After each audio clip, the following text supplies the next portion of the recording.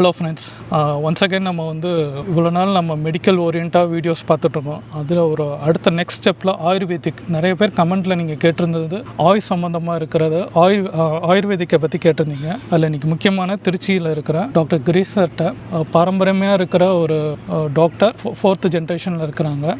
ஆயுர்வேதிக்கை பற்றியும் அதில் இருக்கிற நம்ம கரியர்ஸையும் அது நம்ம எப்படி டெய்லி லைஃப்பில் நம்மளுக்கு எப்படி யூசேஜ் இருக்குன்றதை பற்றி அவர்கிட்ட கேட்டுக்கணும். Sir welcome sir. Thank you sir. வணக்கம் எல்லாரும். சார் உங்களை பற்றி சொல்லுங்கள், இதில் கரியர் ஆப்பர்ச்சுனிட்டி எப்படி இருக்குது? ஆயுர்வேதிக்னா என்ன? எல்லாருக்கும் வந்து மெடிசன்னா எம்பிபிஎஸ் அப்படின்ற மாதிரி மைண்ட் இருக்கும். அது ஒரு இருக்கட்டும், அது தனியது. ஆயுர்வேதிக்னா டாக்டர் அப்படின்றத எல்லாருக்கும் தெரியும். ஆயுர்வேதிக்னா என்ன, நீங்கள் ஒரு பேசிக்காக எனக்கு சொல்லுங்கள். ஆயுர்வேதம்ங்கிற வேர்டு வந்து ரெண்டாக பிரிஞ்சிருக்கு. ஆயுள் வேதம், அது தமிழில் சொல்லும்போது ஆயுள் வேதம் அப்படின்னு சொல்கிறது, சம்ஸ்கிருதத்தில் சொல்லும்போது ஆயுஷ் வேதம் அப்படின்னு சொல்கிறது. ஆயுஷ் அப்படிங்கிறதோ ஆயுள் அப்படிங்கிறதோ என்னன்னு நம்மளுக்கு எல்லாருக்குமே தெரியும். உயிர் வேதம் அப்படின்னா அதை பற்றி இருக்கிற டீட்டெயில்ஸை சொல்லியிருக்கிறது அப்படின்னு சொல்லிட்டு. ஆனால் ஆயுர்வேதம் வந்து ஒரு மெடிக்கல் சிஸ்டம் மட்டும் கிடையாது, ப்ரிவென்ஷனும் அதில் சொல்லியிருக்கு. ஸோ ஃபஸ்ட்டு வந்து ப்ரிவென்ஷனை தான் அதுக்கு இம்பார்ட்டன்ஸ் கொடுத்துருக்கு. இந்த மாதிரி வியாதி வரக்கூடாது அப்படிங்கிறதும், வியாதி வந்தால் என்ன செய்யணும் அப்படிங்கிறதுக்கும். ஸோ முதல்ல வரக்கூடாதுங்கிறது தான் இம்பார்ட்டன்ஸ் கொடுத்துருக்கு. அதுக்கப்புறம் வந்தால் என்ன பண்ணணும் அப்படிங்கிறத பற்றி சொல்லியிருக்கு. அதுதான் ஆயுர்வேதம். சார் உங்களை பற்றி நீங்கள் வந்து ஆயுர்வேதிக்கில் எப்படி வந்தீங்க? உங்களோட இன்ட்ரெஸ்ட் இது எப்படி எடுத்து இதை படிச்சிங்க? ஏன்னா இது நிறைய பேர் ஸ்டூடெண்ட்ஸ்க்கு ஒரு யூஸ்ஃபுல்லான ஒரு டிப்ஸாக இருக்கும். என்னோட ஃபேமிலி வந்து இங்கே வந்து திருச்சியில் வந்து கேஎஸ் வாரியர்ஸ் அஷ்டாங்க ஆயுர்வேதிக்ஸ் பிரைவேட் லிமிடெட்னு ஒரு கம்பெனி இருக்குது. 36லேருந்து இருக்கிறது. அது ஒரு சின்ன கிளினிக்காகவும், என்னோட அப்பாவோட தாத்தா ஆரம்பித்த ஒரு நிறுவனம். அது ஒரு சின்ன கிளினிக்காக ஆரம்பித்தது. எல்லாருக்கும் திருச்சியில் வாரியர் மருந்து கடை அப்படின்னு கேட்டால் தெரிஞ்சிருந்தது. அந்த பேரில் இருந்தது முன்னாடி. மருந்தெல்லாம் அவரே தயாரித்து அவர் பேஷண்ட்ஸ்க்கு கொடுத்துட்டு இருந்தார். ஸோ அப்படி ஆரம்பித்த ஒரு ஸ்தாபனம். அது போக போக பெருசாகி இன்றைக்கி தாயனூர் சந்தை அப்படிங்கிற இடத்துல ஒரு ஃபேக்ட்ரி இருக்குது. மேனுஃபேக்சரிங் பண்ணிகிட்ருக்கோம். அதை தவிர 4 கிளினிக்ஸ் திருச்சியிலேயே இருக்குது. ஸோ நான் ஆயுர்வேதத்துக்குள்ளார வர்றதுக்கு ஒரு ரீசன் அதுதான். என்னோட தாத்தா, என்னோட அப்பாவோட தாத்தா, கொள்ளு தாத்தா எப்படி இருந்தாருங்கிறதெல்லாம் தெரியும். ஸோ அது மட்டும் இல்லாமல் அவரோட குழந்தைங்க அப்படிங்கிறது வந்து என்னோட பாட்டியோட ஜெனரேஷனில் என்னோட பாட்டியோட தம்பிங்க 2 பேர் டாக்டர்ஸாக இருக்காங்க. ஸோ அவங்களெல்லாம் பார்த்து அந்த ஒரு இன்ட்ரெஸ்ட் தானாக வந்தது. ஃபேக்ட்ரி இருந்த காலத்துலேருந்து இங்கெல்லாம் வரும்போது அந்த கஷாயத்தோட வாசனை, மருந்துகளோட வாசனை வரும்போதே எனக்கு அந்த ஒரு இன்ட்ரெஸ்ட் இருந்தது. அண்ட் சின்ன வயசுலேயே அப்பா என்னை வந்து ஹெர்பல் கார்டனுக்குள்ளார கூட்டிகிட்டு போவார். இந்த செடிக்கு இந்த மாதிரி டேஸ்ட் இருக்குது, இந்த செடி இதுக்கு தான் உதவும் அப்படின்னு சின்ன வயசுலேருந்தே அதை கேட்டு வளர அந்த ஒரு இன்ட்ரெஸ்ட் வந்தது. நான் என்னோட பிஏஎம்எஸ் முடித்தேன். SDM காலேஜ் ஆஃப் ஆயுர்வேதா ஹாசன்லேருந்து படித்தேன். அண்ட் என்னோட பிஜி போஸ்ட் கிராஜுவேஷன் MS பண்ணேன், master of surgery in Shalakya Tantra. Shalakya தந்த்ராங்கிறது ஐ அண்ட் ENT. இதில் வந்து MS பண்ணேன். அதுவும் அதே காலேஜ்லேருந்து தான் ஸ்பெஷலிஸ்ட். அதுதான் என்னோட ஸ்பெஷாலிட்டி. அங்கே தான் பண்ணேன். ஆயுர்வேதிக்கில் வந்து சர்ஜன் அந்த இது இருக்குமா சார்? எனக்கு பர்சனலாக இப்போ தான் கேள்விப்படுறேன். இருக்குது சார்.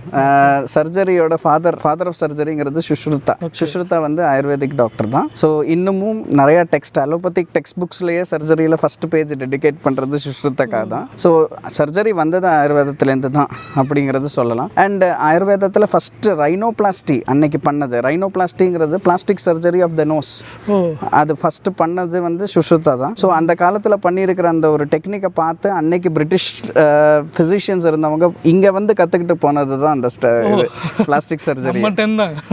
அதை பற்றி ரெக்கார்ட்ஸே இருக்குது, நிறைய ரெக்கார்ட்ஸ் இருக்குது. You can see it in the British medical ஜேர்னல்லையே நீங்கள் இந்த ரெக்கார்ட் பண்ணியிருக்காங்க. அவங்க நம்ம பண்ணலை, அவங்க ரெக்கார்ட் பண்ணிட்டாங்க, நம்ம தான்.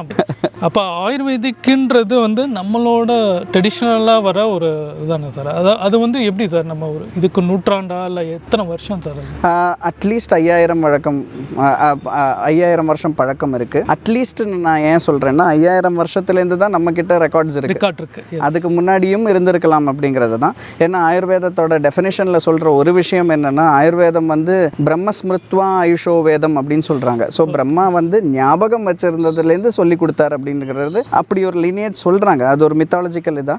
அப்படி அதில் என்ன சொல்ல வராங்கன்னா, ஆயுர்வேதம் அன்னைக்கு கிரியேட் ஆகலை, அதுவும் ஞாபகத்துலேருந்து வந்தது. ஸோ இன்னமும் முன்னாடி இருந்திருக்கலாம் அப்படிங்கிற ஒரு வியூகம் அப்படின்னு சொல்லலாம் வேணும்னா. ஸோ அதோட ரெக்கார்டிங்ஸ் 5000 இயர்ஸ்லேருந்து இருக்கிற ரெக்கார்டிங்ஸ் நம்ம கிட்ட இருக்குது. நீங்கள் பார்த்தீங்கன்னா நலந்தா யூனிவர்சிட்டிலேருந்து சேவ் பண்ண சில ரெக்கார்ட்ஸ் இருக்குது. அது பேர்ன் ஆகிடுச்சு இல்லையா, அந்த டைமில் சில ரெக்கார்ட்ஸ் பேர்ன் ஆகிடுச்சு, சிலது சேவ் பண்ண சில ரெக்கார்ட்ஸ் வந்து எல்லாமே இங்கே நிறைய ரெக்கார்ட்ஸ் இங்கே நம்ம சரஸ்வதி மஹால் லைப்ரரியிலேயே இருக்குது. ஸோ எஸ், இந்த தஞ்சாவூரில் சரஸ்வதி மஹால் லைப்ரரியில் ஹாரித சம்ஹிதா அதெல்லாம் இருக்குது, அங்கே டெக்ஸ்ட் இருக்குது. சார் இதோட கரியர் ஆப்பர்ச்சுனிட்டி பெனிஃபிட்ஸ் சார், இது படித்தா இதோட பெனிஃபிட்ஸ் ஸ்கோப் நிறைய ஸ்கோப் இருக்குது. ஸோ இன்றைக்கி பர்டிகுலர்லி நீங்கள் பார்த்தீங்கன்னா லாஸ்ட்டு போன ஒரு 3-4 வருஷமாகவே ஸ்கோப் ஜாஸ்தி ஆகிட்டே வருது. ஏன்னா அவேர்னஸ் பப்ளிக்கில் வந்து அவேர்னஸ் ஜாஸ்தியாக இருக்குது.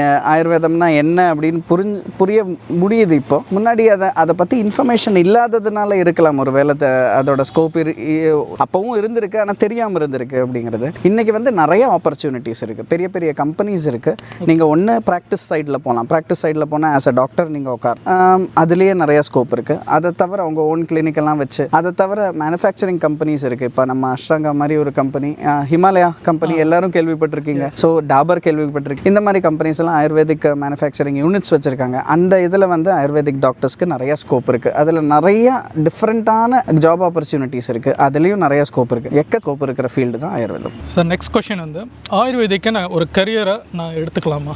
தாராளமாக, நல்ல ஒரு கேள்வி இது. நிச்சயமாக நிறைய பேருக்கு இந்த கேள்வி இருக்குன்னு நினைக்கிறேன் நான். ஏன்னா ஆயுர்வேதா டாக்டர்ஸுக்கு வந்து நிறைய ஆப்பர்ச்சுனிட்டிஸ் இருக்குது. ஒரு எக்ஸாம்பிள் சொல்ல போனால் உங்களுக்கு அஃப்கோர்ஸ் எல்லாரும் பண்ணுற மாதிரி ஒரு ஸ்டடீஸ்க்கு அப்புறம் ஒரு கவர்மெண்ட் ஜாப் அப்படின்னு அப்ளை பண்ணுறதுக்கு ஒரு ஸ்கோப் இருக்குது. அதை தவிர ஏன்னா ஒவ்வொரு டிஸ்ட்ரிக்ட்லேயும் ஆயுர்வேதாக்குன்னு தனி செட்டப் இருக்குது ஹாஸ்பிட்டல்ஸில், டிஸ்ட்ரிக்ட் கவர்மெண்ட் ஹாஸ்பிட்டல்ஸில். So district group of doctors இருப்பாங்க. அதை தவிர பிஹெச்சியில் போஸ்டிங் இருக்கும், பிரைமரி ஹெல்த் சென்டர்ஸில் போஸ்டிங்ஸ் எல்லாம் இருக்கும். ஸோ அந்த மாதிரி ஒரு ஸ்கோப், அது ஒரு சைடில். ப்ரைவேட்டில் பார்த்தீங்கன்னா ப்ரைவேட் ப்ராக்டிஸ், நீங்கள் படித்து முடிச்ச உடனே உங்களுக்கு கிளினிக் வைக்க முடியும் அப்படின்னா ஒரு கிளினிக் வச்சு நீங்கள் practice over the period as any doctor நீங்கள் ப்ராக்டிஸ் பண்ண உங்களுக்கு வந்து இன்னும் டெவலப் ஆகிட்டே போகும். மூணாவது ஆப்ஷன் அப்படிங்கிறது வந்து நீங்கள் போஸ்ட் கிராஜுவேஷன் பண்ணி பண்ணுறது. ஸோ போஸ்ட் கிராஜுவேஷன் பண்ணாலும் இந்த 2 ஆப்ஷன், கவர்மெண்ட்டுக்கு போகிறதுனா போகலாம், இல்லை ப்ரைவேட் ப்ராக்டிஸ் அப்படிங்கிறது பண்ணலாம். இன்னொன்று மூணாவது ஆப்ஷன் போஸ்ட் கிராஜுவேஷன் பண்ணியாச்சுன்னா நீங்கள் வந்து டீச்சிங் ப்ரொஃபஷனுக்கு போகலாம். நீங்கள் you start as an assistant professor, அதுக்கப்புறம் அசோசியேட் ப்ரொஃபஸராகி ஆகலாம்.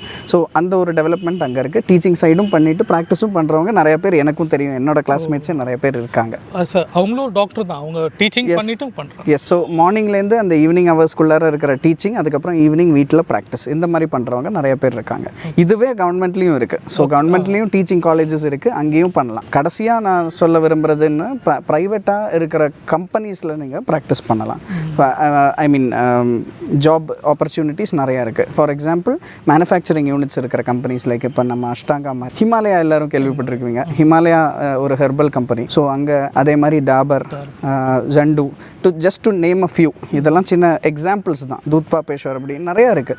ஸோ இந்த மாதிரி கம்பெனிஸில் வந்து நிறைய ஆப்பர்ச்சுனிட்டிஸ் இருக்குது. குவாலிட்டி கண்ட்ரோலில் இருக்கலாம், இல்லை குவாலிட்டி அஷூரன்ஸில் இருக்கலாம், இது எதுவும் இல்லாமல் ஃபார்முலேஷன் டிபார்ட்மெண்ட்டில் இருக்கலாம், இது எதுவும் இல்லாமல் மேனுஃபேக்சரிங் டிபார்ட்மெண்ட்டில் இருக்கலாம், இல்லை மார்க்கெட்டிங் சைடில் இருக்கலாம். நிறைய ஆப்பர்ச்சுனிட்டி இருக்குது ஆயுர்வேதிக் டாக்டர்ஸ்க்கு. சார் இது ரொம்ப முக்கியமான கேள்வி, ஆயுர்வேதிக் டாக்டர்லாம் ரியல் டாக்டரா அப்படின்றது எல்லாருக்கும் எம்பிபிஎஸ் தவிர மற்ற எல்லாமே டாக்டர்ன்றது மைண்டில் வர மாட்டேங்குது. அதனால ரியல் டாக்டரா அப்படின்னு கேட்க என்ன கேட்டால் ஆக்சுவலி எம்பிபிஎஸ் முடித்தவங்களும் ரியல் டாக்டர் அப்படிங்கிற வேர்டை யூஸ் பண்ணக்கூடாது. டாக்டர் அப்படிங்கிற வேர்டு வந்து டீச்சர். ஸோ அதோட ஆக்சுவல் மீனிங் வந்து டீச்சர். ஆக்சுவலி ஹெல்த் கோர்ஸை முடித்து ப்ராக்டிஸ் பண்ணுறவங்க பேர் அப்போத்திக்கரி. அப்போத்திக்கரி அப்படின்னு சொன்னால் அவங்க தான் அந்த ப்ராக்டிஸ் பண்ணுறவங்கன்னு அர்த்தம்.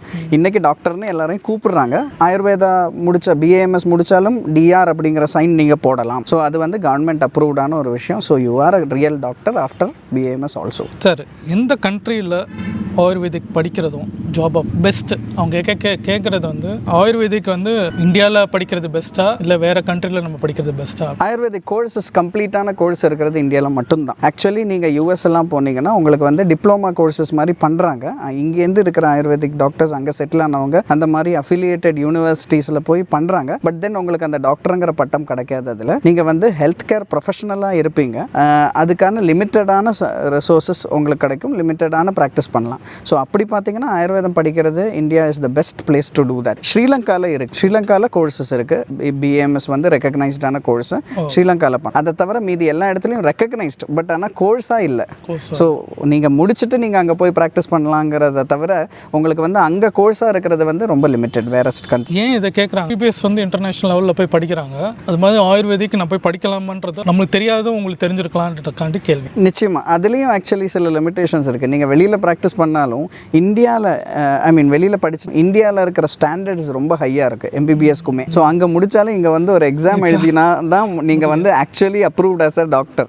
ஸோ ஆக்சுவலி இந்தியா வந்து மோஸ்ட் காம்படிட்டிவ் என்ன கேட்டால் எந்த ஒரு கோர்ஸாக இருந்தாலும். சார் ஆயுர்வேதிக் படிச்சுட்டேன், இதை வந்து நான் ப்ராக்டிஸ் இந்தியாவில் நான் படிச்சுட்டேன். நான் ப்ராக்டிஸ் பண்ணுறது எந்த கண்ட்ரியான, ஃபார் எக்ஸாம்பிள் யூஎஸ், யூகே இந்த மாதிரிலாம் நான் போய் ப்ராக்டிஸ் பண்ணலாம். நிறைய ஆப்பர்ச்சுனிட்டிஸ் இருக்குது. லிமிட்டேஷன் எங்கே இருக்குன்னா நிறையா கண்ட்ரீஸில் வந்து நிறையா மெடிசன்ஸ் அப்ரூவ்ட் கிடையாது. இப்போ நீங்கள் படிக்கும்போது சில கம்பெனிஸோட மெடிசன்ஸ் நீங்கள் பழக்கப்பட்டிருப்பீங்க காலேஜஸில் அப்படின்னு சொல்லிட்டு. ஒன்று வந்து அது, இன்னொன்று என்னென்னா உங்களுக்கு லோக்கலி அவைலபிளாக இருக்கிற ஹர்ப்ஸ் வந்து யூட்டிலைஸ் பண்ணுற அந்த தாட் ப்ராசஸ் இருந்ததுன்னா நீங்கள் நிச்சயமாக தாராளமாக த்ரைவ் பண்ணலாம். ஏன்னா உங்களுக்கு இந்த மெடிசன் லிமிட்டேஷன் இருக்கிறனால நிறைய கம்பெனிஸ்க்கு வந்து அப்ரூவ்டு கிடையாது. பல கண்ட்ரீஸில் வந்து மெடிசன்ஸ் இன்னும் அப்ரூவல் வாங்கலை. ஏன்னா it is a costly affair ஒரு விஷயம். ரெண்டாவது விஷயம் என்னென்னா அதோட சில டெஸ்ட்டுகள்லாம் பண்ண வேண்டியது அப்படிங்கும்போது ஒவ்வொரு பேட்சுக்கும் அப்படி பண்ணணும் அப்படிங்கிறதுலாம் நிறையா சின்ன சின்ன விஷயங்கள் இருக்குது அதில். ஸோ அதனால வந்து நிறையா மெடிசன்ஸ் அவைலபிலிட்டியோட பிரச்சனை இருக்கிறதுனால நீங்கள் ப்ராக்டிஸ் பண்ணுறது ஒரு லிமிட்டேஷன் இருக்குது. இன்னொரு சைடு என்னென்னா யூரோப்பில், ஃபார் எக்ஸாம்பிள் யூரோப்பில் வந்து நீங்கள் பார்த்தீங்கன்னா யூரோப்லேயும் சரி யூஎஸ்லேயும் சரி FDA அப்ரூவல் இருக்கிற ட்ரக்ஸ் மட்டும்தான் உங்களால் யூஸ் பண்ண முடியும். பர்டிகுலராக யூஎஸில் FDA அப்ரூவல் இருக்கிற மெடிசன்ஸ் மட்டும்தான் யூஸ் பண்ணும். ஸோ அதை மெடிசன் அப்படிங்கிற நேம் வந்து கொடுக்க அவங்க விட மாட்டாங்க. ஸோ ஹெல்த் சப்ளிமெண்ட்டுங்கிற பேரில் தான் நீங்கள் ப்ராக்டிஸ் பண்ணணும். ஸோ அங்கே நீங்கள் பார்த்தீங்கன்னா as a health care professional நீங்கள் வந்து ரெண்டு விதமாக ப்ராக்டிஸ் இருக்குது. ஹெல்த் அட்வைஸ் கொடுக்கறது செகண்டரி ஹெல்த் கேரில் தான் இங்கே வருவீங்க. ஏன்னா அவங்க already they are giving insurance எல்லாம் கவர்மெண்ட் சைட்லேருந்து இருக்கிறது வந்து அலோபதிக்கு தான் இருக்குது. ஸோ ஹெல்த் அட்வைஸ் அப்படிங்கிற ஒன்று பண்ணலாம். ரெண்டாவது வந்து நீங்கள் வந்து சப்ளிமெண்டேஷன் அப்படிங்கிறதெல்லாம் பார்க்கலாம். மூணாவது வந்து மசாஜ் தெரப்பி, அதில் நீங்கள் வந்து லீட் பண்ணணும் அப்படிங்கிற மாதிரி ஆப்பர்ச்சுனிட்டிஸ் தான் யூஎஸ் சைட்லேயும் கனடாலேயெல்லாம் இருக்குது. யூகே, யுனைடெட் கிங்டம் பொதுவாகவே ஸ்லைட்லி ஓப்பன், இன்னும் கொஞ்சம் ஓப்பன் தான். பட் ஆனால் அகெயின் மெடிசன்ஸோட லிமிடேஷன்ஸ் இருக்குது. யூரோப்பில் அதர் கண்ட்ரீஸ், சின்ன சின்ன கண்ட்ரீஸ் இருக்குது. ஸோ அங்கெல்லாம் போனீங்கன்னா அங்கெல்லாம் இப்போ ஃபார் எக்ஸாம்பிள் யூரோப்பை தவிர ரஷ்யன் சைடில் பார்த்தீங்கன்னா ரஷ்யாவில் நிறைய ஆப்பர்ச்சுனிட்டிஸ் இருக்குது. நிறையா இந்தியன் டாக்டர்ஸ் வந்து ரஷ்யாவில் ப்ராக்டிஸ் பண்ணுறவங்க இருக்காங்க. மந்த்லி ஒன்ஸ் போகிறது, மந்த்லி ஒன்ஸ் இல்லை 6 months ஒன்ஸ் போகிறது, அந்த மாதிரியெல்லாம் இருக்கிறவங்க இருக்காங்க. இட்டலியில் ப்ராக்டிஸ் இருக்கிறவங்க இருக்காங்க. எனக்கு தெரிஞ்சவங்களே நிறைய பேர் இருக்காங்க. ஸோ அவங்க வந்து 6 months ஒன்ஸோ 1 year ஒன்ஸோ அங்கே போய் ப்ராக்டிஸ் பண்ணிட்டு வரது. ஸோ அப்போவும் அந்த லிமிடேஷன் அதுதான். ஹெல்த் அட்வைஸ் அப்படிங்கிற மாதிரி பண்ணலாம். But you have a great opportunity to earn. அது நிறையா இருக்குது. ஏன்னா அங்கே வந்து the respect given for health advisor is very high. So நீங்கள் என்ன அட்வைஸ் கொடுத்தாலும் அதுக்கு தகுந்த மாதிரி அவங்க வந்து they are ready to pay for it also. So அதனால் ஏர்ன் பண்ணலாம் நிறையா. பட் ஆனால் நீங்கள் ப்ராக்டிஸ் பண்ணுற அந்த சாட்டிஸ்ஃபேக்ஷன் கிடைக்குமா அப்படிங்கிறத கேட்டிங்கன்னா மெடிசனோட லிமிடேஷனால மட்டுமே ப்ராப்ளம்ஸ் இருக்கலாம். அது சில இதில் ரெஸ்ட்ரிக்ஷன் இருக்கனால இங்கேருந்து அதே தான். பட் ஆனால் இதெல்லாம் இன்னும் கொஞ்ச நாள் தான். ஐ திங்க் இன்னும் கொஞ்ச நாளில் அதெல்லாம் ஓப்பன் அப் ஆகிடும். அந்த ரெஸ்ட்ரிக்ஷன்ஸ்க்கு தகுந்த மாதிரி இருக்கிற ஸ்டாண்டர்ட்ஸ்க்கு நம்ம ஆல்ரெடி இருக்கோம். ஸோ அந்த ஸ்டாண்டர்ட்ஸ் அவங்க அக்செப்டபிள் ஆக்குனதும் will be surely available everywhere அப்படிங்கிறது தான். சார் என்னோட புரிதலில் நான் சொல்லணும்னா சைனீஸில் வந்து நம்மளோட இந்த ஆயுர்வேதிக்கு வேறு நேமில் அவங்க பண்ணுறாங்களா? Chinese medicine, traditional Chinese medicine அப்படிங்கிறது இப்போ என்ன கேட்டால் சில கசாயங்கள் சில விஷயங்கள் அவங்களும் யூஸ் பண்ணுறாங்க இருக்கலாம். பட் ஆனால் இது வந்து நம்மளோடது அவங்களோடதுன்னு சொல்கிறத விட நான் என்ன நினைக்கிறேன்னா ஒரே டைம் பீரியடில் வளர்ந்து வந்த ட்ரெடிஷ்னலான சில மெடிக்கல் சயின்சஸ் இருக்குது. அது பல ஏரியாவை பொறுத்த மாதிரி அந்தந்த ஏரியாவுக்கு இருக்கிற பிளான்ட்ஸ் எல்லாம் அவைலபிலிட்டியை பொறுத்து வளர்ந்துருக்கு. ஒன்று சைனீஸ் ட்ரெடிஷ்னல் மெடிசன், இன்னொன்று வந்து ஆஃப்ரிக்கன் ட்ரெடிஷ்னல் மெடிசன் இருக்குது. ஆஃப்ரிக்கன் ட்ரெடிஷ்னல் மெடிசன் அவங்களோட ஒரு ட்ரெடிஷ்னல் மெடிசன் இருக்குது. அதில் வந்து ஷாமன்ஸ் அப்படின்னு சொல்லுவாங்க அந்த டாக்டர்ஸ். ஸோ அந்த ப்ராக்டிஸும் இருக்குது. அதுக்கு ஒரு யூனிவர்சிட்டி அவங்க வச்சுருக்காங்க ஆக்சுவலி இப்போ நிறைய ப்ரொமோட் பண்ணுறதுக்காக. ஐ திங்க் லாவோஸில் இருக்குதுன்னு நினைக்கிறேன் அதோட யூனிவர்சிட்டி இது. அண்ட் இந்த மாதிரி நிறைய இடத்துல நிறையா சின்ன சின்ன ட்ரெடிஷன்ஸ் இருந்திருக்கு. ஒன்லி திங் இஸ் இதுக்கெல்லாம் பேக்ரவுண்ட் ஒன்று தானா அப்படின்னு கேட்டால் இருக்கலாம். ஏன்னா 10,000 வருஷத்துக்கு முன்னாடி வந்து ஃபஸ்ட்டு இன்டர்நேஷ்னல் லெவலில் ஒரு கான்ஃபரன்ஸ் மாதிரி நடந்திருக்குன்னு சொல்லிட்டு ஒரு ரெக்கார்ட் இருக்குது ஆயுர்வேதாவில். அதில் வந்து இந்த ஏரியாலேருந்து இந்த டாக்டர்ஸ் வந்திருந்தாங்கங்கிற ஒரு ரெக்கார்ட் இருக்குது. இப்போ அந்த டாக்டர்ஸ்க்கு வந்து அவங்களோட பேரை சொல்கிறதுக்கு பதிலாக ரிஷிமுனி தான் அன்னைக்கு டாக்டர்ஸ், அவங்க பேர் சொல்கிறதுக்கு பதிலாக அவங்களோட அப்பியரன்ஸை பொறுத்து அவங்க பேர் வச்சுருந்தாங்க. இப்போ ஃபார் எக்ஸாம்பிள் ஸ்வீடன் சைட்லேருந்து வந்த ஒரு ரிஷிக்கு வந்து கண்ணு வந்து கோல்டன் கலரில் இருந்ததுனால ஹிரண்யாக்ஷா அப்படின்னு பேர் வச்சுருந்தாங்க. ஹிரண்யா அப்படின்னா கோல்டு, அக்ஷா அப்படின்னா கண். ஸோ ஹிரண்யாக்ஷா அப்படிங்கிறவர் வந்து அந்த ஏரியாலேருந்து வந்தாங்க அப்படின்னு சொல்லிட்டு, காங்காயன மகர்ஷி அப்படின்னு சொல்கிறவர் வந்து இந்த ஈஜிப்ட் சவுதி அரேபியா சைட்லேருந்து வந்தவர் அப்படின்னு சொல்லிட்டு ஒரு ரெஃபரன்ஸ் இருக்குது. அன்னைக்கு அந்த ஏரியாவுக்கு என்ன பேர் வச்சுருந்தாங்களோ அதை வச்சு சொல்லிட்டு இருந்தாங்க. ஸோ இந்த ஏரியாவில் இந்த ட்ரெடிஷ்னல் சிஸ்டம் ஆஃப் மெடிசன் இருந்திருக்கு. எல்லாமே ஒரே மாதிரி தான், ஒன்று தான் அப்படிங்கிற ஒரு க்ளூ கொடுக்கலாம். அப்படி இது இன்னும் நிறைய ஆராய்ச்சி பண்ணணும் இதை பற்றி. ஆனால் இந்த மாதிரி ஒரு க்ளூ இருக்குது. சார் ரொம்ப முக்கியமான கொஸ்டின், நீட் ரெக்வயர்ட் இருக்குமா ஆயுர்வேதிக்கு? நெக்ஸ்ட்டு வந்து அதர் ஸ்டேட் ஸ்டூடெண்ட்ஸும் இங்கே வந்து படிக்கலாம்? ரெண்டுக்குமே ஆக்சுவலி கனெக்டடான ஒரு ஆன்சர். நீட் அப்படிங்கிறது வந்து ஆல் இண்டியா லெவலில் இருக்கிற ஒரு என்ட்ரன்ஸ் எக்ஸாம். ஆமாம், இன்றைக்கி வந்து ஆயுர்வேதாக்கும் NEET exam is compulsory, necessary. NEET exam வழியாக தான் இன்றைக்கி ஒரு சீட் கிடைக்க முடியும். நீட் எக்ஸாம் வந்து ஈவன் நீங்கள் பார்த்தீங்கன்னா ப்ரைவேட் காலேஜஸில் கூட நீங்கள் வந்து அக்செப்டன்ஸ் இருக்கும், லோவர் ரேங்க்ஸுக்கும் அக்செப்டன்ஸ் இருக்குது அப்படின்னாலும் அவங்க மினிமம் ரிக்குவயர்மெண்ட் வந்து நீட்டோட எக்ஸாமோட ரிசல்ட்ஸ். ஸோ நீட் எக்ஸாம் வந்து கம்பல்சரி. அதில் வந்து வேறு ஸ்டேட்லேருந்து அப்படிங்கிறது இப்போ நீட் எப்படி இருக்குன்னா, நீங்கள் நீட் ஒரு தடவை எழுதிட்டிங்கன்னா உங்களோட மார்க்கிங் ஸ்கீமை பொறுத்து உங்களுக்கு வந்து அவைலபிலிட்டி எந்த ஸ்டேட்டில் இருக்குது, எங்கே இருக்குது அப்படிங்கிறத ஆப்ஷன்ஸ் வரும், அதுலேருந்து செலக்ட் பண்ணலாம். ஸோ நீங்கள் வந்து மகாராஷ்டிராவில் இருக்கிறவங்களாக இருந்தாலும் சரி, தமிழ்நாட்டில் இருக்கிறவங்களாக இருந்தாலும் சரி, கேரளாவில் இருக்கிறவங்களாக இருந்தாலும் சரி, உங்கள் எக்ஸாம்ஸு மார்க்ஸை பொறுத்து உங்களுக்கு எங்கெல்லாம் ஆப்பர்ச்சுனிட்டி இருக்குதுன்னு அந்த லிஸ்ட்டு வரும். அதை பொறுத்து நீங்கள் செலக்ட் பண்ணி போகும். அவங்க இந்தியாவில் எங்கே வேணால் அவங்க எடுத்துக்கலாம். இந்தியாவில் எங்கே வேணால் எடுத்துக்கலாம். சார், இது படிக்கிறதுக்கு ஃபார் எக்ஸாம்பிள் ஏஜ் லிமிட் கேட்குறாங்க. இது என்ன ஏஜ் லிமிட்னா 18 இயர்ஸ் முடிஞ்சிருச்சுன்னா சேரலாம். அதுவும் சில பேர் ஹவுஸ் ஒய்ஃபாக இருக்கிறவங்க வந்து நான் வந்து திருப்பி ஆயுர்வேதிக்கு படிக்கலாமா அப்படின்றது கொஷின்ஸ். அதனால தான் ஏஜ் லிமிட் இருக்கா? அண்டர் கிராஜுவேஷனில் பெருசாக ஏஜ் லிமிட் அப்படின்னு பார்க்கும்போது ஒரு 55 இயர்ஸ் தான் எனக்கு படித்த வரைக்கும் ஞாபகம். அது என்ட்ரன்ஸோட பேப்பரில் நான் பார்த்துருக்கேன். ஆனால் நான் படிக்கிற டைமில் இருக்கிற என்ட்ரன்ஸோட பேப்பரில் இருக்கிற ஞாபகத்தில் தான் சொல்கிறேன். But I think it is the same. ஏன்னா நான் I have also seen people ஒரு 45 இயர்ஸ்க்கு அப்புறமும் பிஏஎம்எஸ் பண்ணுறவங்கள நான் பார்த்துருக்கேன். அவங்க ஆல்ரெடி செட்டில்டு இன் லைஃப், அதுக்கப்புறம் வந்து புதுசாக படிக்கணும் அப்படிங்கிற இன்ட்ரெஸ்ட்டில் வந்து படித்தவங்க ஒரு கப்புள் இருக்காங்க எனக்கு தெரிஞ்சவங்களே. ஸோ அவங்களோட பொண்ணு வந்து பிஏஎம்எஸ் பண்ணணும்னு சொல்லி அவங்க ஆராய்ச்சி பண்ணி அவங்களுக்கும் இன்ட்ரெஸ்ட் வந்து பொண்ணும் அப்பாவும் அம்மாவும் 3 பேரும் ஒரே கிளாஸில் உட்காந்து படித்தவங்களே தெரியும் எனக்கு. ஸோ அந்த மாதிரி லிமிட்டேஷன் வந்து 55 இயர்ஸ்னு நம்ம வச்சுக்கலாம்.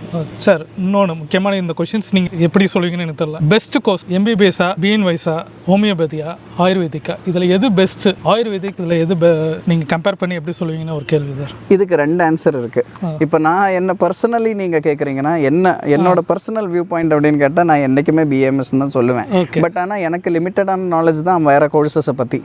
இன்னொன்று என்னென்னா டிபெண்டிங் ஆன் த ஸ்டூடெண்ட், அது அவங்களோட இன்ட்ரெஸ்ட்டை பொறுத்து அப்படிங்கிறது. எல்லா விஷயத்தையும் முதல்ல ஒரு தடவை படித்து பார்த்தால் எதில் அவங்களுக்கு இன்ட்ரெஸ்ட் இருக்குன்னு பார்த்து போனீங்கன்னா அது அவங்களுக்கு பெஸ்ட்டாக இருக்கும் அப்படிங்கிறது நிச்சயமாக தாராளமான ஒரு வியூ பாயிண்ட். இது ஒரு விஷயம் என்னென்னா நேச்சுரல் கோர்சஸ் என்றைக்குமே நல்லா இருக்கும்னு எனக்கு தோணுது. ஏன்னா நாளைக்கு அந்த ஃபியூச்சர் தெரியுது. சப்போர்ட்டாக இருந்தாலும் கவர்மெண்ட் சைட்லேருந்து இருக்கிற சப்போர்ட்டாக இருந்தாலும் சரி, எல்லா பக்கமும் பார்க்கும்போது ப்ரிவென்ஷன் அப்படிங்கிறது, ஒரு நோய் வராமல் இருக்கிறது அப்படிங்கிற கான்சன்ட்ரேஷன் ஜாஸ்தி இருக்கிறது மீதி சப்ஜெக்ட்ஸில், எம்பிபிஎஸ்ஸை தவிர இருக்கிற மீதி சப்ஜெக்ட்ஸில் இருக்கிற மாதிரி எனக்கு தெரியுது. அது என்னோட லிமிட்டட் நாலேஜாக கூட இருக்கலாம்.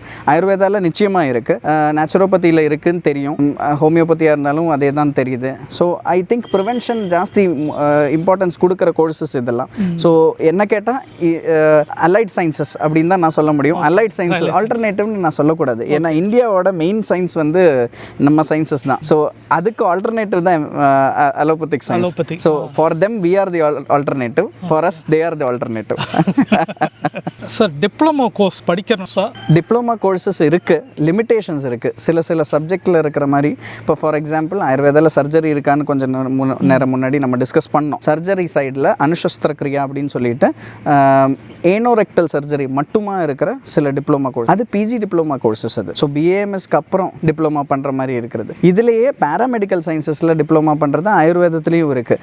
பேராமெடிக்கல் சயின்சஸில் நர்சிங்காக இருக்கலாம், இல்லை தெரப்பி சைடில் இருக்கிற கோர்சஸ் இருக்கலாம். நிறைய யூனிவர்சிட்டிஸ் இருக்குது. ஆக்சுவலி நம்ம வந்து கொஞ்சம் தேட போனாலே எக்கச்சக்கமாக தெரியும். நம்மளை சுற்றி நிறைய யூனிவர்சிட்டிஸ் இருக்குது. இந்த கோர்சஸ் பண்ணால் நிறைய ஆப்பர்ச்சுனிட்டிஸ் இருக்குது. இப்போ ஃபார் எக்ஸாம்பிள் நம்ம வந்து இன்றைக்கி வந்து இப்போ ஒரு ஆயுர்வேதிக் ட்ரீட்மெண்ட் சென்டர் அப்படின்னு முழுசாக பார்த்தீங்கன்னா அது வந்து ஒரு டாக்டரால் மட்டும் நடக்கலை. அதில் அந்த ஃப்ரண்ட் ஆஃபீஸில் இருக்கிற ஆள்லேருந்து தெரப்பி பண்ணுற ஆள் வரைக்கும் ரொம்ப இம்பார்ட்டண்ட்டான ஃபேக்டர்ஸ் அது. இந்த டாக்டர் நினச்சா நடக்கணும்னா இவங்க எல்லாம் வேணும். ஸோ ஃப்ரண்ட் ஆஃபீஸில் இருக்கிற ஆள் வந்து ஒரு பேஷண்ட் வந்து அந்த பேஷண்ட்டோட பப்ளிக் ரிலேஷன்ஸ் இருக்கிற மாதிரி ஒரு ஆளாக இருக்கணும். சிரித்து கூப்பிட்டு உள்ளே உட்கார வச்சு அவங்கள கம்ஃபர்டபுள் ஆக்குறது, அதுக்கப்புறம் கன்சல்டேஷனுக்கு அனுப்பி வைக்கிறது. கன்சல்டேஷன் முடிஞ்ச வெளியில் வரும்போது ஒரு தெரப்பி பிளான் பண்ணியாச்சுன்னா அந்த தெரப்பிக்கான ஆள் அந்த இப்போ நம்ம வந்து தெரப்பி அப்படிங்கிறது ஃபிசிக்கலாக பண்ண வேண்டிய ஒரு விஷயம்.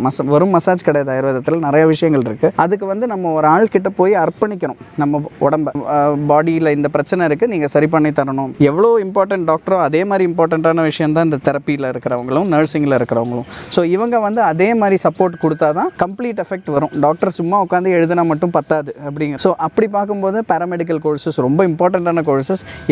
எங்களை மாதிரி இண்டஸ்ட்ரியில் இருக்கிறவங்களுக்கு ரொம்ப யூஸ்ஃபுல் தேவையான கோர்சஸ். இப்போ எனக்கு நாளைக்கு என்னோட கிளினிக்கல் தெரப்பிக்கு ஒரு ஆள் வேணும்னா இந்த கோர்ஸ் முடிச்சு சர்டிஃபிகேட் இருக்கிறவங்கள தானே நம்ம செலக்ட் பண்ண முடியும். சும்மா எதுவும் தெரியாதவங்களை எடுத்து பண்ணி பிரயோஜனம் இல்லை. ஏன்னா அந்த தெரப்பி பண்ணுறதுக்கு சில ரூல்ஸ் அண்ட் ரெகுலேஷன்ஸ் இருக்குது. அதை பொறுத்து தெரிஞ்சு பண்ணுறவங்க தான் கரெக்டாக இருக்கும். ஸோ ஐ திங்க் நிறைய ஸ்கோப் இருக்கிற ஃபீல்டு தான் பேராமெடிக்கல் கோர்சஸ் ஆயுர்வேதத்தில். ஃபார் எக்ஸாம்பிள் தெரப்பியாக இருந்தாலும் சரி, நீங்கள் வந்து நர்சிங் சைடில் இருந்தாலும் சரி. ஆனால் பெஸ்ட்டு வந்து ஒரு டிகிரி கோர்ஸாக படித்தா அவங்களோட கரியர் கோத்தும் நல்லாயிருக்கும். டிப்ளமோவோட பெஸ்ட் அது. ஆமாம், அடிஷ்னலாக வேணால் படிச்சுக்கலாம். நிச்சயமாக. ஆக்சுவலி நான் இப்போ சொன்ன அந்த தெரப்பி கோர்சஸ்லேயே 2 விதமான கோர்சஸ் இருக்குது. டிப்ளமா கோர்சஸும் இருக்குது, ஃபுல் ஃப்ளெஜ்டான கோர்சஸும் இருக்குது. ஸோ 2 விதமாக பண்ணால் ஆப்வியஸ்லி என்றைக்குமே நீங்கள் கேட்டிங்கன்னா ஃபுல் ஃப்ளெஜ்டாக இருக்கிற கோர்ஸ் பண்ண முடிஞ்சால் அதுதான் பெஸ்ட்டு.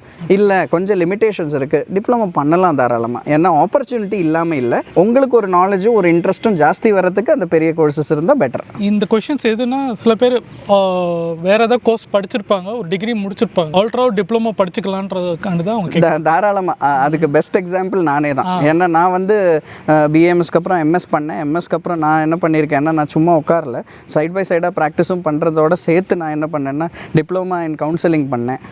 அதை தவிர நான் பண்ண டிப்ளமாஸில் பார்த்தீங்கன்னா diploma in Chakra energy healing அப்படின்னு சொல்லிட்டு ஒரு கோர்ஸ் இருக்குது. அது ஆயுர்வேத கனெக்டட் தான். ஸோ அதை பண்ணேன். அதுக்கப்புறம் diploma in health and wellness அப்படிங்கிற கோர்ஸ் பண்ணேன். அதை தவிர டிப்ளமா இன் டயட்டெட்டிக்ஸ் நியூட்ரிஷன் அப்படின்னு சொல்லிட்டு நான் பண்ணேன். ஸோ எனக்கு 4 டிப்ளமாஸ் இதிலே இருக்குது. அதை தவிர சர்டிஃபிகேட் கோர்ஸஸும் நிறைய பண்ணிகிட்டு இருக்கேன். Learning is a continuous process. உங்களால் எவ்வளோ அடிஷ்னலாக என்ன பண்ண முடியுமோ that will always help.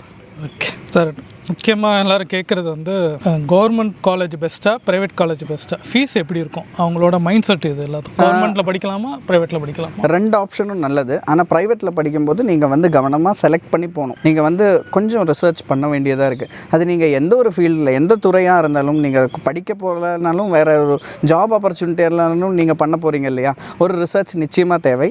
Patience முக்கியமான ஒரு விஷயம். காலேஜில் பேஷன்ஸ் இருக்காங்களா, பேஷன்ஸ் வராங்களா அப்படிங்கிறது. ஏன்னா நீங்கள் எவ்வளோ தான் புக்கிலேருந்து படித்தாலும் நீங்கள் பேஷண்ட்லேருந்து படிக்கிறது எக்கச்சக்கமாக இருக்குது. நிறையா விஷயங்கள் இருக்குது. அதை தவிர பேராமெடிக்கல் ஸ்டாஃப்லேருந்து தான் நான்லாம் நிறையா படித்தது. என்னோட பேராமெடிக்கல் ஸ்டாஃப் என்னோட ஹாஸ்பிட்டலில் நர்சிங்கில் இருக்கிறவங்களும் தெரப்பியில் இருக்கிறவங்களுக்கும் இன்னும் ஜாஸ்தி தெரியும். நான் புக்கில் படித்து போகிறத விட அவங்க வந்து இது இப்படி பண்ணால் கரெக்டாக இருக்கும், இப்படி பண்ணுறதை விட ப்ராக்டிக்கலாக அவங்க அப்ளை பண்ணி தெரிஞ்சு. ஸோ இந்த மாதிரி சப்போர்ட் இருக்கிற ஒரு இன்ஸ்டிடியூஷனாக இருந்தால் தாராளமாக நீங்கள் போகலாம். கவர்மெண்ட்டில் வந்து சேம் திங். நீங்கள் வந்து கவர்மெண்ட்லேயும் நல்ல இன்ஸ்டிடியூஷன்ஸும் இருக்குது, கொஞ்சம் சுமாரான இன்ஸ்டிடியூஷன்ஸும் இருக்குது.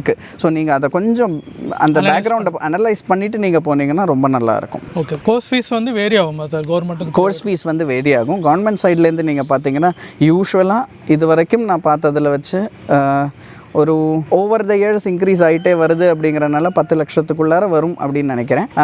ப்ரைவேட் இன்ஸ்டிடியூஷன்ஸில் இன்னும் கொஞ்சம் ஜாஸ்தி வரலாம் அப்படிங்கிறது.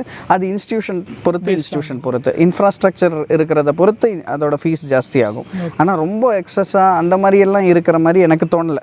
நான் இது வரைக்கும் பார்த்ததில்ல. ஏன்னா அட்ஜஸ்ட்மெண்ட்ஸ் பண்ணிவிட்டு நம்ம படிக்கிற மாதிரி அவங்க வந்து இது பண்ணி தருவாங்க. மோஸ்ட் ஆஃப் த காலேஜஸில் இருக்கிற மேனேஜ்மெண்ட்டும் அந்த மாதிரி பண்ணுறது தான் நான் பார்த்துருக்கேன். கவர்மெண்ட்லேயும் சரி ப்ரைவேட்லேயும் நான் பார்த்துருக்கிற வரைக்கும் அவங்க வந்து வெரி ப்ரோ ஸ்டூடெண்ட்ஸாக இருக்காங்க ஆயுர்வேதிக் ஃபீல்டில் அப்படிங்கிறத நான் பார்த்துருக்கேன். சார், ஆயுர்வேதிக் டாக்டருக்கு சேலரி எப்படி டிபெண்ட் ஆகும்? சேலரி அப்படிங்கிறது நீங்கள் ஒரு ஜாப் ரிலேட்டடாக போகிறதா இருந்தால் சேலரிங்கிற கேள்வியே வருது. நீங்கள் ஓன் கிளினிக்காக இருந்தால் அது அந்த கேள்வியே இல்லை. Sky is the limit. Salary அப்படிங்கும்போது நீங்கள் பிஏஎம்எஸ் மட்டுமா முடிச்சு நீங்கள் டைரெக்டாக அப்ளை பண்ணுறீங்கன்னா உங்களுக்கு ஆப்பர்ச்சுனிட்டி அப்படிங்கிறது மெடிக்கல் ஆஃபீஸர் அப்படிங்கிற ஒரு போஸ்ட்டுக்காக.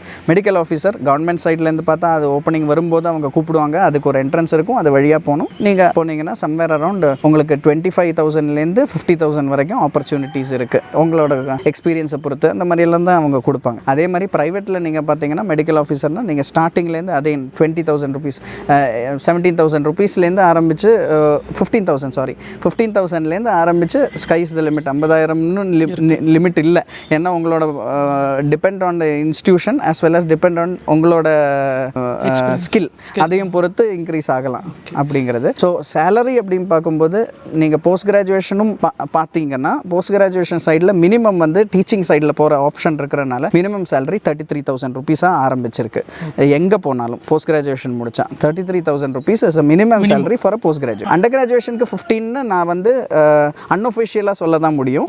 அஃபிஷியலாக போஸ்ட் கிராஜுவேஷன் முடித்தவங்களுக்கு 33,000 மினிமம் அப்படிங்கிறத வந்து நான் சொல்ல முடியும். ஓகே சார், இப்போ என்னோட பர்சனலாக ஒரு கேள்வி. இப்போ எம்பிபிஎஸ்ல வந்து கேட்வார் பாடி வச்சு அவங்க பண்ணுவாங்க, அனாட்டமி படிப்பாங்க. ஆயுர்வேதிக்கில் அது வந்து அந்த கோர்சஸ் வந்து ஃபஸ்ட் இயரில் இருக்குமா இருக்காதா? ஏன்னா இது நிறைய பேருக்குள்ளே இருக்குது, எனக்கும் அந்த இது. ஆயுர்வேதாவில் கோர்ஸ் ஸ்ட்ரக்சர் அப்படின்னு கேட்டிங்கன்னா நீங்கள் வந்து ரெண்டுமே படிக்கணும். ஒன்லி திங் இஸ் ஆயுர்வேதாவில் நம்ம மெடிசனோட சைடு மட்டும்தான் படிக்காமல் இருக்கும். அலோபதிக் மெடிசன்ஸை பற்றி மட்டும்தான் படிக்காமல் இருக்கும். மீதி எல்லாமே ரெண்டுமே படிக்கணும். The modern side of anatomy also we have to study. நம்ம எடுக்கிற டெக்ஸ்ட் புக்ஸே நம்மளுக்கு எடுக்கிற டெக்ஸ்ட் புக் ஒரு சைடில் சம்ஸ்கிருதம் பேஸ்டாக இருக்கிற பிருஹத்ரை லகுத்ரை இருக்கலாம் அனாட்டமி படிக்கிறதுக்கு. அதே டைமில் இந்த சைடில் சௌராசியா பிடி சௌராசியோட டெக்ஸ்ட் புக் எல்லாம் தான் நம்மளும் படிக்கிறோம்.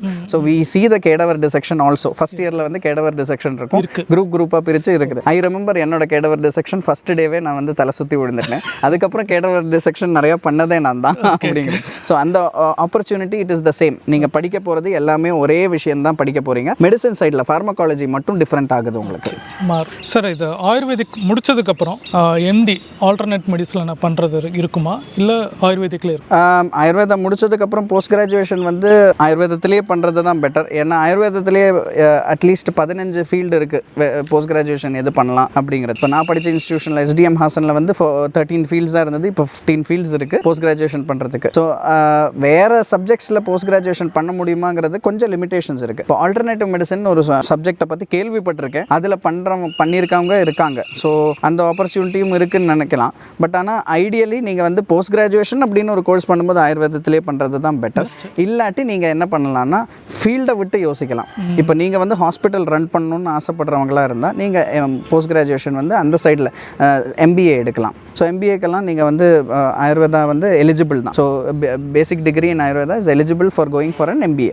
அந்த மாதிரி விஷயங்கள் நீங்கள் பண்ணலாம். MBAவாக இருக்கலாம், இல்லை அதை தவிர வேறு இப்போ பிஸ்னஸ் சைடில் MBA சொல்கிற மாதிரி வேறு நீங்கள் you can also go for civil services exam. அதுக்கெல்லாம் இருக்கும்போது this is an additional qualification. So உங்களுக்கு அது யூஸ்ஃபுல்லாக தான் இருக்கும் தாராளமாக. அவங்க ஒரு மேனேஜ்மெண்ட்டாக பண்ணலாம், ஒரு ஹாஸ்பிட்டல் ரன் பண்ணுறாங்க, அடிஷ்னலாக நீங்கள் பண்ணி ஹாஸ்பிட்டல் அட்மினிஸ்ட்ரேஷனில் வந்து MBA இருக்குது. ஸோ அந்த ஒரு ஆப்பர்ச்சுனிட்டியும் இருக்குது. இப்போ டாக்டருக்கு ரெண்டுமே இருந்துச்சுன்னா வந்து ரன் பண்ணுறதுக்கு ஈஸியாக இருக்கும். ஆமாம் ஆமாம். நான் I have a certificate in business administration. அதில் வந்து நான் வந்து MBA முடிக்கலான்னு தான் இருந்தேன். பட் நான் நடுவில் நிப்பாட்ட வேண்டியதாக போச்சுங்கிறதுனால அந்த செமஸ்டரோட நிப்பாட்டினால அந்த சர்டிஃபிகேட் மட்டும் எனக்கு இருக்குது. முடிச்சிருந்தேன்னா நான் ஹாஸ்பிட்டல் அட்மினிஸ்ட்ரேஷனில் MBA முடிச்சிருப்பேன். சார், ஆயுர்வேதிக் கோர்ஸ் முடிச்சதுக்கப்புறம் கவர்மெண்ட்லேயும் சரி ப்ரைவேட்லேயும் ஜாப் ஸ்கோப் எப்படி நம்ம இப்போ கவர்மெண்ட்னா எந்த மாதிரி எடுப்பாங்க, ப்ரைவேட்னா எந்த மாதிரி எந்த ஸ்கேலில் நம்ம கொண்டு போவாங்க? ஆயுர்வேதிக் எஜுகேஷனுக்கு அப்புறம் கவர்மெண்ட்டாக இருந்தாலும் ப்ரைவேட்டாக இருந்தாலும் கவர்மெண்ட்டில் வந்து ஃபஸ்ட்டு சொல்கிறேன், கவர்மெண்ட்டில் மெடிக்கல் ஆஃபீஸர் லெவலில் தான் முதல்ல எடுக்கிறாங்க. எடுத்ததுக்கப்புறம் அதில் ப்ரொமோட் ஆகிறது டிபெண்டிங் ஆகிருக்கு. ஸோ ஈவன் போஸ்ட் கிராஜுவேஷன் முடித்தவங்களும் மெடிக்கல் ஆஃபீஸர் போஸ்ட்டுக்கு அப்ளை பண்ணலாம். இதை தவிர ஸ்பெஷலைசேஷன்ஸ் பேஸ்டாக இருக்கிற ஆப்பர்ச்சுனிட்டிஸ் வரும், பட் ரேர்லி வரும் கவர்மெண்ட்டில். ஏன்னா ஆல்ரெடி இருப்பாங்க டாக்டர்ஸ் இருப்பாங்க அதில். பட் ஆனால் அந்த ஆப்பர்ச்சுனிட்டி வரும்போது அந்த பரீட்சை எழுதி நீங்கள் பாஸ் பண்ணி நிச்சயமாக தாராளமாக எடுக்கலாம். அகெயின் ஸ்கேல் நீங்கள் பார்த்தீங்கன்னா நான் சொன்ன மாதிரி எனிவேர் பிட்வீன் உங்களுக்கு வந்து 20,000 ரூபீஸ்லேருந்து 50,000 வரைக்கும் BMS மட்டும் முடித்தவங்களுக்கே ஆப்பர்ச்சுனிட்டி இருக்குது. போஸ்ட் கிராஜுவேஷன் பண்ணவங்களுக்கும் ஸ்டார்ட் பண்ணுறதே 35லேருந்து ஆரம்பித்து எனிவேர் பிட்வீன் 60,000 to 80,000 வரைக்கும் போகிறதுக்கு சான்சஸ் இருக்குது கவர்மெண்ட்டில். ஸோ அதுவும் டிபெண்ட் ஆகிருக்கு எந்த ஏரியாவில் இருக்கீங்க, அங்கே கவர்மெண்ட் செட்டப் எப்படி இருக்குது, அதை பொறுத்து கவர்மெண்ட்டில் இருக்கிற ஸ்கோப். ப்ரைவேட்டில் நீங்கள் பார்த்தீங்கன்னா BMSக்கு அப்புறம் நீங்கள் பார்த்தீங்கன்னா நான் கொஞ்சம் நேரம் முன்னாடி சொன்ன மாதிரி நீங்கள் வந்து ஒன்று மெடிக்கல் ஆஃபீஸர் ஆகலாம், இல்லை கம்பெனிஸில் போனீங்கன்னா நீங்கள் வந்து மார்க்கெட்டிங் சைடில் போகலாம். ஸோ ஃபார் எக்ஸாம்பிள் மார்க்கெட்டிங் சைடில் அப்படின்னு கேட்டிங்கன்னா ஹிமாலயாவில் வந்து ஹிமாலயாவில் மட்டும் இல்லை டாபர்லேயும் இருக்குது. ஐ திங்க் அதோட போஸ்ட் பேர் வந்து மேனேஜர் அப்படிங்கிற லெவலில் இருக்கலாம். So it is a 3rd level manager, நல்ல ஹை போஸ்ட் தான் BMSக்கு அப்புறமே. ஸோ அந்த ஒரு ஆப்பர்ச்சுனிட்டி இருக்கலாம். அதை தவிர நீங்கள் வந்து கிளினிக்ஸ் மேனேஜிங் அப்படிங்கிற மாதிரி லெவலில் போனீங்கன்னா கிளினிக்கில் வந்து ஒரு டாக்டராக ஆரம்பித்து you can grow up to level of அந்த கிளினிக்கோட அட்மினிஸ்ட்ரேட்டர் மாதிரி போகலாம். ஏன்னா இப்போ ஃபார் எக்ஸாம்பிள் ப்ரைவேட் இன்ஸ்டிடியூஷன்ஸ் மாதிரி கோட்டக்கலாரி வைத்தியசாலையில் நீங்கள் வந்து ஃபஸ்ட்டு முடித்த உடனே ஜாயின் பண்ணிங்கன்னா உங்களுக்கு வந்து பல இடத்துல போஸ்டிங் கொடுப்பாங்க. அது முடிச்சு ஃபைனலி ஒரு பிரான்ச்சில் உங்களுக்கு கொடுத்தாங்கன்னா அங்கே க்ரோ ஆகி நீங்கள் வந்து அந்த பிரான்ச்சோட ஹெட்டாகவே அட்மினிஸ்ட்ரேட்டிவ் ஹெட்டாகவே இருப்பீங்க. ஸோ அந்த ஆப்பர்ச்சுனிட்டிஸ் நிறையாவே இருக்குது. இப்போ ரிசர்ச் பண்ணுற மாதிரிலாம் இதில் நிறைய கம்பெனியில் இருக்குது, நிறையாவே இருக்குது. ரிசர்ச் சைடில் போகிறதா இருந்தால் ப்ரைவேட்லேயும் கவர்மெண்ட்லேயும் இருக்குது. CCRIS அப்படிங்கிறது கவர்மெண்ட்டோட இன்ஸ்டியூஷன். அதில் உங்களுக்கு ரிசர்ச் சைடில் ஆயுர்வேதிக் டாக்டர்ஸை எடுக்கிறாங்க. அது BMS முடித்தவங்களே போதும் அப்படிங்கிற இதுவும் இருக்குது. போஸ்ட் கிராஜுவேஷன் எடுக்க தேவையான சில ஸ்பெஷலைசேஷன்ஸும் இருக்குது. அதுலேயே இப்போ வந்து என்னோட ஒரு சீனியரே நீங்கள் கேட்டிங்கன்னா போஸ்ட் கிராஜுவேஷன் முடித்ததுக்கப்புறம் அவங்க வந்து அந்த ஐ டிசீசஸில் இருக்கிற ரிசர்ச் சைடில் ஒரு டாக்டராக இருக்கார் கவர்மெண்ட்டில். இப்போ இண்டோரில் இருக்கார். ஸோ முன்னாடி வந்து கேரளாவில் இருந்தார், அதுக்கப்புறம் சேஞ்ச் ஆகி இண்டோரில் இருக்கார் இப்போ. So is doing well. அது இதுவே ப்ரைவேட்டில் இன்ஸ்டியூஷன்ஸில் பார்த்தீங்கன்னா சில இன்ஸ்டியூஷன்ஸ் ரிசர்ச் இருக்கிற இன்ஸ்டியூஷன்ஸ் இருக்குது. டிரான்ஸ்டிசிப்ளினரி யூனிவர்சிட்டி அப்படின்னு சொல்லி பெங்களூரில் இருக்குது, ஒரு எக்ஸாம்பிள் தான். ஸோ அங்கே வந்து ரிசர்ச் ஆஃபீஸராக நீங்கள் ஜூனியர் ரிசர்ச் ஃபெல்லோவாக இருக்கலாம், அதுக்கப்புறம் சீனியர் ரிசர்ச் ஃபெல்லோ. என்னோட ஒரு ஃப்ரெண்ட் அங்கே வந்து சீனியர் ரிசர்ச் ஃபெல்லோவாக இருக்கார். ஸோ அந்த ஆப்பர்ச்சுனிட்டிஸும் எக்கச்சக்கமாக இருக்குது. சார் இப்போ ஆயுர்வேதிக்கில் இப்போ உங்கள் ஸ்பெஷலிஸ்ட்டே வந்து கேட்ராக்ட் ஸ்பெஷலிஸ்ட் பண்ணியிருக்கீங்க. அந்த டிசீஸை பற்றி அது எப்படி க்யூர் ஆகுது? மித்ததெல்லாம் ஆப்ரேஷன் சொல்கிறாங்க, ஆயுர்வேதிக்கில் இது ஒரு பெஸ்ட்டாக இருக்கும். இப்போ நீங்கள் அந்த ஒரு டிசீஸ்க்கு என்ன மாதிரி நீங்கள் ட்ரீட்மெண்ட் பண்ணி? ஆயுர்வேதாவில் நான் வந்து போஸ்ட் கிராஜுவேஷன் பண்ணது எம்எஸ் சொன்னது சாலக்கிய தந்திரா. நான் படிக்கிற டைமில் சாலக்கிய தந்திராவில் 3 சப்ஜெக்ட்ஸ் இருக்குது, ஐஇஎன்டி அண்ட் டென்டல். இன்னமும் இருக்குது. அதில் வந்து எல்லாமே சேர்ந்து படிக்கிற மாதிரி தான் இருந்தது. அதில் வந்து சூப்பர் ஸ்பெஷலைசேஷன் அப்படின்னு ஒரு அதுக்குள்ளாரையே வரும். என்னென்னா நீங்கள் எடுக்க போகிற தீசிஸோட சப்ஜெக்ட். ஏன்னா நீங்கள் எடுக்க போகிற தீசிஸ் தான் உங்களோட main line of duty. So நீங்கள் அந்த சப்ஜெக்டை பொறுத்து தான். நான் எடுத்தது கேட்ராக்ட். ஸோ என்னோடது வந்து கேட்ராக்டில் how to avoid cataract surgery தான் என்னோட டாப்பிக்கோட ரிசர்ச் கொஸ்டினே இருந்தது. ஸோ அது வந்து அப்போ வந்து என்னோட சூப்பர் ஸ்பெஷாலிட்டி அதான் போச்சு. எனக்கு ஐ பேஷண்ட்ஸும் ஸ்பெசிஃபிக்கலி கேட்ராக்டாக இருக்கிற பேஷண்ட்ஸும் எனக்கு கான்சென்ட்ரேட் பண்ணி அனுப்பிட்டு இருந்தாங்க என்னோட காலேஜ். ஸோ அந்த பேஷண்ட்ஸை பார்க்க நான் ரிசர்ச் ஸ்டடி பண்ணேன். தீசிஸ் எம்எஸோட ரிசர்ச் பண்ணும்போது 55 ஐஸில் வந்து கேட்ராக்ட் இருக்கிற கண்ணில் வந்து மெடிகேஷன் கொடுத்து அதில் இம்ப்ரூவ்மெண்ட் அப்படின்னு ரெக்கார்ட் பண்ணியிருக்கேன். ஸோ ஒரு பர்டிகுலர் ட்ரக்கை செலக்ட் பண்ணி அந்த ட்ரக்கோட எஃபெக்டிவ்னஸ் இதில் இருக்குன்னு சொல்லியிருக்கிற கிளாசிக்கல் டெக்ஸ்டோட பேக்ரவுண்டும் வச்சு நம்ம பண்ண ரிசர்ச். அதில் வந்து சில பேராமீட்டர்ஸ் இருக்குது. ஸோ என்ன பேராமீட்டர்ஸ் அப்படின்னு பார்த்தீங்கன்னா, இப்போ கேட்ராக்டில் அப்படிங்கும்போது நீங்கள் வந்து பொறையாக மறைக்குது அப்படின்னு சொல்கிறது ஒரு பேராமீட்டர் தான் அது ஆக்சுவலி. ஸோ அது ஆயுர்வேதிக் டெக்ஸ்ட்லேயும் சொல்லியிருக்கு, மாடர்ன் பேராமீட்டராகவும் எடுத்திருக்காங்க. கிளேர் அப்படிங்கிற பேராமீட்டரில் இருக்குது, அதே மாதிரி மஸ்கே அப்படிங்கிற பேராமீட்டர் இருக்குது. ஸோ பிளரிங்கோட பேராமீட்டர் இருக்குது. எப்படி பேராமீட்டராக மாறுது இதெல்லாம் ஈசோட்டரிக் இல்லாமல் உங்களுக்கு வந்து நியூமரபிளாக சொல்ல முடியும் அப்படிங்கிறது. ஸோ கிளேருக்கே 3 பேராமீட்டர் இருக்குது, ஸ்கேல் இருக்குது. 0, scale 0, scale 1, scale 2. So scale 2ல் இருக்கிற கிளேரு, ஸ்கேல் 3ல் இருக்கிற கிளேரு, இதுக்கெல்லாம் கம்பேரிசன் இருக்குது எப்படி இருக்குன்னு சொல்லிட்டு. ஸோ இதை பேஸ் பண்ணி தான் ரிசர்ச் நடக்குது. ஸோ இந்த ரிசர்ச்சில் நீங்கள் இந்த மருந்து போட்டாச்சுன்னா இத்தனை நாளில் இந்த ஸ்டேஜ்லேருந்து இந்த ஸ்டேஜுக்கு வருதா அப்படிங்கிறத நோட் பண்ணுறது. ஸோ என்னோட ரிசர்ச்சோட ஸ்டடியோட ஃபைனல் கன்க்ளூஷன் என்னென்னா, cataract can be controlled by medication to the limit of எக்ஸ்ட்ராவாக இருக்கிற ஹைப்பர் மெச்சூர் கேட்ராக்ட்னு ஒன்று இருக்குது. 4வது ஸ்டேஜ், 3வது ஸ்டேஜ் வரைக்கும் நம்ம ட்ரீட் பண்ணலாம். 4வது ஸ்டேஜ் போயாச்சுன்னா அதுக்கு தாராளமாக நிச்சயமாக சர்ஜரி தான் வேணும். பட் ஆனால் 4வது ஸ்டேஜ் வரைக்கும் போக தேவையில்லை. Most of the patients complaint பண்ணி வர்ற ஸ்டேஜ் வந்து மோஸ்ட்லி 2 or 3லேயே வராங்க. ஸோ நம்ம இதில் 3ல் இருக்கிறத 2க்கு கொண்டு வரலாம், 2ல் இருக்கிறத 1க்கு கொண்டு வரலாம், கொண்டு வந்து மெயின்டைன் பண்ணலாம். ஸோ மெயின்டெனன்ஸில் ஏன்னா கேட்ராக்ட் வந்து ஒரு டீஜெனரேஷன், கம்ப்ளீட்டாக 0 ஆக்க முடியாது. பட் ஆனால் மெயின்டைன் பண்ணி கொண்டு வந்தாச்சுன்னா இட் வில் பி நார்மல். உங்களுக்கு சப்ஜெக்டிவாக விஷன் வந்து இம்ப்ரூவ்மெண்ட் ஆயிடுச்சுன்னா அது பழைய மாதிரியே விஷன் வரும், அந்த லெவலுக்கு கொண்டு வரலாம் அப்படிங்கிறது. So cataract surgery is an option அப்படின்னு தான் சொல்லுவேன். ஆனால் எங்கே தேவையோ அங்கே பண்ண வேண்டியதும் இருக்கும். அதுதான் சார். மெயினாக வந்து 2 டிஷ்ஷு வந்து அதிகமாக எல்லாருக்கும் இருக்கிற இப்போ கரண்ட் சுச்சுவேஷன், ஹார்ட் அட்டாக் அதிகமாக இருக்குது, 2வதுக்கு சுகர் இருக்குது. இது ஆயுர்வேதிக் எந்த அளவுக்கு அது கொடுக்குது, எந்த அளவுக்கு சேஞ்சஸ்? ஹார்ட் அட்டாக் அப்படிங்கிறதுலையே நிறைய டைப்ஸ் ஆஃப் டிசீசஸ் இருக்குது. கார்டியாக் ரிலேட்டட் டிசீசஸ் நிறையா இருக்குது. கார்டியாக் டிசீசஸோட மெயின் ரீசன் என்னன்னு பார்க்கணும். நீங்கள் ஒரு 10 வருஷம் முன்னாடி வரைக்கும் பார்த்தீங்கன்னா கொலஸ்ட்ரால் தான் மெயின் ரீசன் சொல்லி எல்லா இடத்துலையும் சொல்லிட்டு இருந்தாங்க. ஒரு 10 years ago ஒரு ரிசர்ச் பேப்பர் FDA US இதெல்லாம் பண்ணி அவங்க 10 இல்லை 5 years நினைக்கிறேன் அவங்க ரிலீஸ் பண்ணாங்க, FDA அப்ரூவ் பண்ணாங்க. கொலஸ்ட்ரால் வந்து is not the main reason அப்படின்னு அவங்க ப்ரூவ் பண்ணிட்டாங்க. கொலஸ்ட்ரால் ஒரு ரீசன் தான், பட் ஆனால் அது ஒரு மெயின் ரீசன் கிடையாது. கொலஸ்ட்ராலோட மெட்டபாலிசம் கரெக்டாக இருக்கணும் நம்ம பாடியில், அதை வந்து ஜீரணம் பண்ணுறது அப்படிங்கிறது. அதுக்கு நீங்கள் பார்த்தீங்கன்னா கடைசியாக எல்லா குறிக்கோளும் காமிக்கிறது உங்களோட கல்லீரலில் தான். ஸோ கல்லீரலோட ஹெல்த் நல்லா இருந்தால் நீங்கள் நல்லா இருக்கலாம், ஹார்ட்டோட விஷயம் பொறுத்த வரைக்கும் அப்படிங்கிறதுக்கு ஒரு ஸ்டடி நடந்திருக்கு, அதுவும் பப்ளிஷ் ஆகிருக்கு. நீங்கள் வந்து கூகுள் ஸ்காலரில், சாதாரணமாக கூகுளில் இல்லை, கூகுள் ஸ்காலரில் நீங்கள் சர்ச் பண்ணி பார்க்கலாம். கூகுள்லேயே ஸ்காலர்னு அடிச்சிங்கன்னா கூகுள் ஸ்காலர் பேஜ் வரும். அதில் நீங்கள் பார்த்தீங்கன்னா எந்த ஒரு டாபிக் எடுத்தாலும் அதோட மெடிக்கல் டீட்டெயில்ஸ், அதோட பப்ளிஷ்டு பேப்பர்ஸ் உங்களுக்கு வரும். ஸோ நீங்கள் அதை எடுத்து பார்க்கலாம். அது ஒரு எக்ஸாம்பிள் இருக்குது. டயபெட்டிஸ் இப்போ நீங்கள் பார்த்தீங்கன்னா, நீங்கள் யூடியூப்லேயே நிறையா பார்த்தீங்கன்னா நடுவில் அட்வர்டைஸ்மெண்ட் இப்போ வருது, டயபெட்டிஸ் இஸ் ரிவர்சிபிள் அப்படின்னு சொல்லி அவங்க ஒத்துக்கிறாங்க. ஸோ டயபெட்டிஸ் வந்து ரிவர்சிபிளான ஒரு விஷயம்னு அன்னைக்கே நம்ம ஆயுர்வேதத்தில் முன்னாடியிலேருந்தே சொன்ன ஒரு விஷயம் தான். மேஹா அப்படின்னு சொல்கிற ஒரு கேட்டகரியில் வருது, பிரமேகம் அப்படிங்கிற கேட்டகரியில் வருது இந்த டிசீஸ்.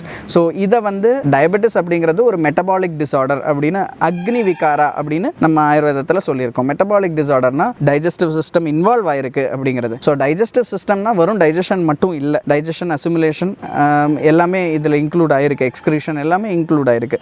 ஸோ நீங்கள் சாப்பிட்ற ஃபுட்டு வந்து வாயில் ஆரம்பித்து கீழே வரைக்கும் போகிறதில்ல, உங்களோட உங்களோட வயிறு வரைக்கும் அதுக்கப்புறம் வெளியில் போகிறது வரைக்கும் இருக்கிற மூமெண்ட் எல்லாம் கரெக்டாக இருந்தால் உங்களுக்கு டயபெட்டிஸ் அப்படிங்கிற ஒரு டிசீஸ் வராது அப்படிங்கிறது நம்ம ஆயுர்வேதிக் டெக்ஸ்ட்டில் சொல்லியிருக்கு. அதுக்கு பிரச்சனை வந்தால் அதை நம்ம எப்படி கரெக்ட் பண்ணணும்னு சொல்லியிருக்கு. ரொம்ப ஹை லெவலில் சுகர் இருக்கிறவங்க அப்படிங்கிறது அர்த்தம் அவங்களோட பாடியில் அந்த சுகர் மாலிக்யூலை டிஸ்இன்டெகிரேட் பண்ண முடியாத ஒரு பிரச்சனை அப்படிங்கிறது தான் அதோட அர்த்தம். அப்படி இருந்ததுன்னா அதை டிஸ்இன்டெகிரேட் பண்ண வைக்கிறது நம்ம வந்து இது வரைக்கும் நம்ம பார்த்துருக்கிற மெடிசின்ஸ் எல்லாம் என்ன பண்ணுன்னா அப்போ டிஸ்இன்டெகிரேட் பண்ணுது, அவ்வளோதான். அதனால தான் அது லைஃப் டைம் சாப்பிட வேண்டியதாக இருக்குது. ஆனால் நீங்கள் ஆயுர்வேதத்தில் பார்த்தீங்கன்னா, ஆயுர்வேதத்தில் மட்டும் இல்லை, நிறைய சயின்சஸ் நேச்சுரோபதியாக இருந்தாலும் சரி, நீங்கள் பார்த்தீங்கன்னா அதில் வந்து சில மெத்தடாலஜிஸ் என்ன சொல்லியிருக்காங்கன்னா, இந்த பிரச்சனையை லைஃப் டைம் பூரா டிஸ்இன்டெகிரேட் பண்ண வைக்கிற மாதிரி நம்ம கொண்டு வரலாம். அதுக்கு வரும் மருந்து மாத்திரை கிடையாது, லைஃப் ஸ்டைலும் சேஞ்ச் ஆகணும் அப்படின்னு சொல்லியிருக்கா. இப்போ சரக சம்ஹிதாலேயே சொல்லியிருக்கிறது அதி சங்கிரமணம் அப்படின்னு சொல்லியிருக்கா, நடக்கணும் அப்படின்னு சொல்லியிருக்காங்க. ஸோ மினிமமான ஒரு விஷயம் அது. ஸோ ஒரு டயபெட்டிக் பேஷண்ட் அப்படின்னா